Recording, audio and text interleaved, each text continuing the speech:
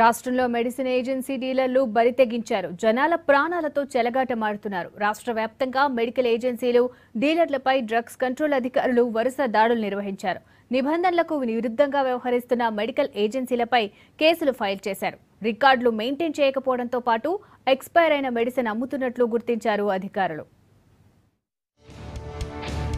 నిబంధనలకు విరుద్ధంగా వ్యవహరిస్తున్న మెడిసిన్ ఏజెన్సీలు, డీలర్లపై కొరడా జుల్పించారు డ్రగ్స్ కంట్రోల్ అధికారులు. ప్రజల ప్రాణాలతో ఆడుకుంటున్న డీలర్లు, ఏజెన్సీలపై మెరుపు దాడులు చేశారు. రూల్స్ పాటించని ఏజెన్సీలపై కేసులు ఫైల్ చేశారు అధికారులు.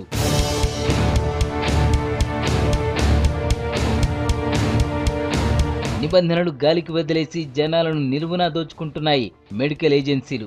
డ్రగ్స్ కంట్రోల్ అధికారులు పట్టించుకోకపోవడంతో ఏజెన్సీలు ఆడిందే ఆట, పాడిందే పాటగా తయారైంది.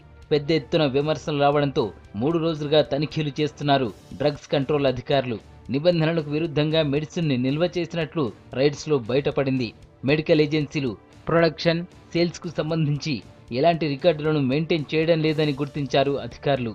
ఎంఆర్పీ రేట్ల కన్నా ఎక్కువ ధరకు మందులు అమ్ముతున్నట్లు తనిఖీల్లో తేలింది.